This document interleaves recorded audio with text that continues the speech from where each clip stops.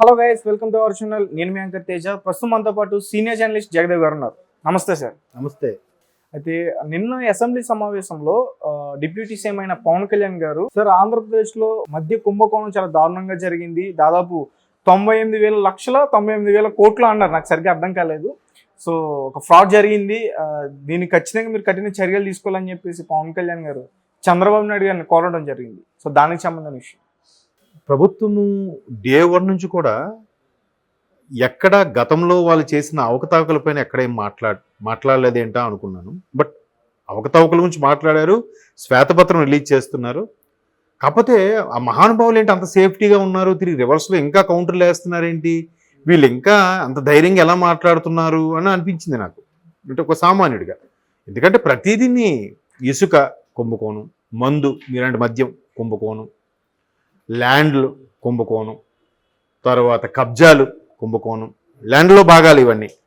ఆ తర్వాత దేవాదాయ శాఖ ఈ మధ్యన ఒక శాంతి గారి అంశం తెర మీదకి వచ్చిన తర్వాత దేవాదాయ శాఖలో కూడా మెంబర్స్గా ఎవరిని పెట్టారు, ఎవరిని చేశారు కుంభకోణం.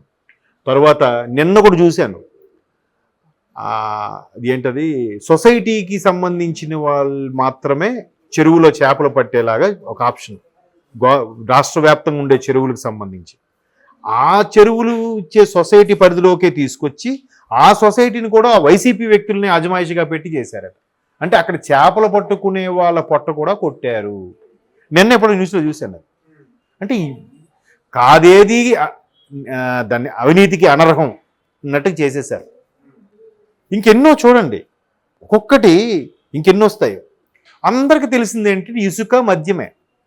మద్యం ఏ స్థాయిలో అంటే నాకు తెలిసి 3.5 తెలుసు సార్, కానీ మద్యం ఇంత దారుణంగా మాఫియా జరిగిందని తెలియదు. అంటే మధ్యలో పురంధేశ్వర్ గారు ఎప్పుడో ఒకసారి వెళ్ళి ఫైట్ చేసి, మధ్యలో కాదు, ఆల్మోస్ట్ ఆవిడ ఇంకా ఎలక్షన్స్ ఇంకొక 8 నెలలు 6 నెలలు ఉన్నాయనగానే ఆవిడ 8 నెలలు 1 year మ్యాక్సిమం 2023లో ఆవిడ తాడేపల్లిగూడెం ఎక్కడికో వెళ్ళి అక్కడ వెళ్ళి బాటిల్ కొనుక్కొని, ఇక్కడ చూడండి క్యూఆర్ కోడ్ లేదు, ఒక కార్డ్ స్వైపింగ్ ఏమీ లేదు, క్యాష్ అండ్ క్యారీ అనే విధంగా ఆవిడ బాటిల్ కొని కూడా చూపించారు ఆవిడ.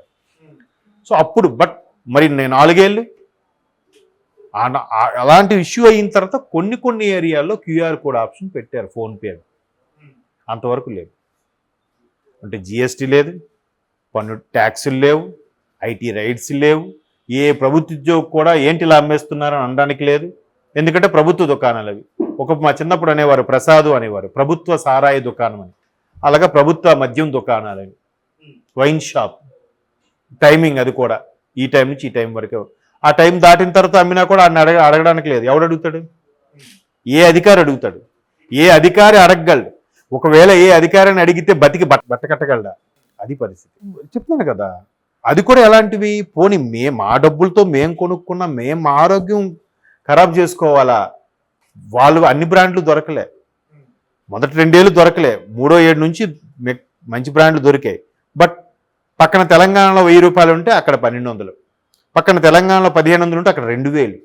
బ్రాండ్ బట్టి మళ్ళీ రేట్లు. వీడేదో పోనీ ఒక 200 150 రూపాయలు ఇచ్చి ఒక క్వార్టర్ కొనుక్కుంటే సామాన్యుడు, అది కూడా ఎప్పుడు వినని పేరు కల్తీ మందు. ఏది అంటే నిన్న చంద్రబాబు నాయుడు గారు కూడా అసెంబ్లీ సాక్షిగా బూమ్ బూమ్ అని ఏదో పేరు చెప్పారు. బూమ్ బూమ్ అంట అది ప్రొడక్ట్ పేరు. దానిపై చెప్పగానే సంథింగ్ అదే, దానికి సంబంధించి అందరూ నవ్వేశారు కూడా. బూమ్ బూమ్ అంట, స్పెషల్ స్టేటస్ అంట, 3 క్యాపిటల్స్ అంట. చూడండి, స్పెషల్ స్టేటస్ అప్పుడులో బాగా ఎటకారం చేశారు. అబ్బా జగనన్న తెస్తానన్న స్పెషల్ స్టేటస్ తెచ్చేశాడు రా ఇగోండి అని చెప్పి. దాని మీద అయ్యంగార్ గారని ఒక సినీ దర్శకులు నటుడు ఆయన కూడా వ్యంగ్యంగా 2-3 వీడియోలు చేసి కూడా పెట్టారు సోషల్ మీడియాలో. సో ఆ స్థాయికి వెళ్ళిపోతే మరి అదంతా ఎక్కడికి వెళ్ళినట్టు ఆ డబ్బు అంతా? సరే మన డబ్బు ఉంది, మనం పంచుతాం, మనం ఇచ్చిన ఈ పథకాలు చాలు, మనమే గెలుస్తాం, అప్పుడు చూద్దాం అనుకున్నట్టుగా అనుకున్నారు. చూడండి వాళ్ళు ఎంత ప్లాన్ వేశారు. కానీ భగవంతుడు అనేవాడు ఉన్నాడుగా, దానికి తోడు అందరూ కూడా అన్ని వర్గాల వారు కూడా వ్యతిరేకం అయిపోయారు. ఎంత వ్యతిరేకం అయిపోయారు? ఇప్పుడు సామాన్యుడు కష్టపడి ఆటో నడిపో లేదా రిక్షాలు తాగో కూలి పని చేసుకో, సాయంత్రం ప్రశాంతంగా 2 పెగ్గలు వేసుకొని పడుకుందాం అనుకునేవాడు కూడా యాంటీ అయిపోయాడు. అరే మా డబ్బులు పెట్టి మేము కొడితే కూడా మంచి నికాసైన మందు దొరకకపోవడం ఏంటి, ఇదేంటి పరిస్థితి అని ఆడు బయటపడకపోయినా వాడికి మండింది. అరే ఇంకో మా కొలీగు వాళ్ళ బావగారు రీసెంట్గా చనిపోయారు. బట్ ఆయన డ్రింకింగ్ అలవాటు ఉంది, ఓకే. సో ఆయన చెప్పిన తర్వాత మా బావ అడిగాను, ఏమంటే రీసెంట్గా చనిపోయారండి, ఇలా డ్రింకింగ్ వల్ల ఆయన పొట్ట కాలేయం ఇవన్నీ దెబ్బతిన్నాయి.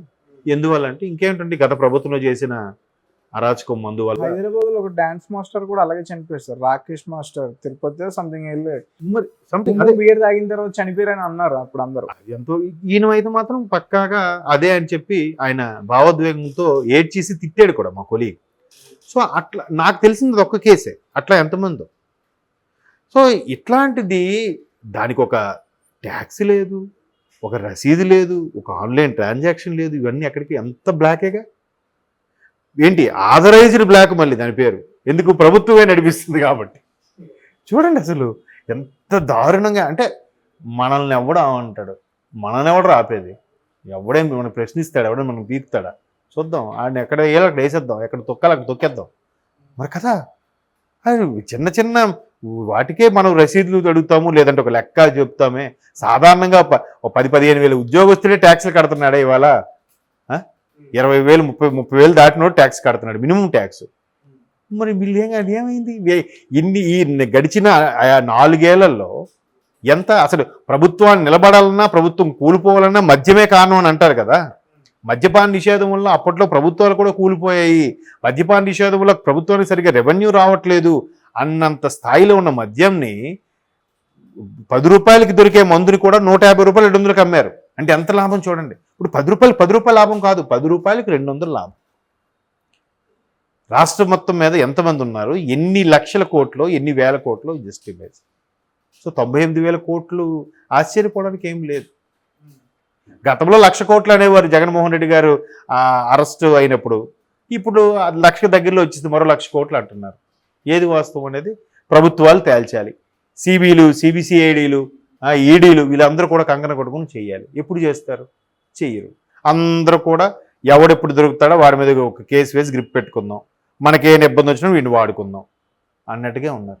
అంటే ఇది నేనండం కాదు, చాలామంది అన్నమాట. ఎందుకంటే గత 5 ఏళ్లలో ఎన్ని జరిగినా కూడా ప్రభుత్వం సెంట్రల్ గవర్నమెంట్ ఏమైనా చర్యలు తీసుకుందా? తిరుపతి తీసుకోండి, తిరుపతిలో ఎన్నో జరిగాయంట, ఎన్నో. తిరుపతి హుండీ ప్రతిసారి కూడా ఆ హుండీలోని అమౌంట్ కూడా ప్రభుత్వ పథకాలకి కేటాయించారంట. మరి అది హిందూ దేవాలయం సంబంధించింది, సనాతన ధర్మం సంబంధించింది, అందరికి ఎలా కేటాయిస్తారు దాన్ని? హిందూ ధార్మికం కోసమో హిందూ ధర్మం కోసమో పాటుపడే దానికోసం, దాని డెవలపింగ్ కోసం వాడాలి. కానీ అందరికి ఎలా కేటాయించేస్తారు? పథకాలు అందరికీ వెళ్తాయి కదా, అన్ని వర్గాల వాళ్ళకి వెళ్తాయి కదా. మరి హిందూ దేవుడు అంటే పడదు, కొంతమంది హిందూ దేవాలయానికి వెళ్ళరు, హిందూ బొట్లు పెట్టుకోరు. మరి దాని మీద కూడా చర్చ నడుస్తుంది కదా. సో ఇవన్నీ కలిగితే పరిస్థితి అది.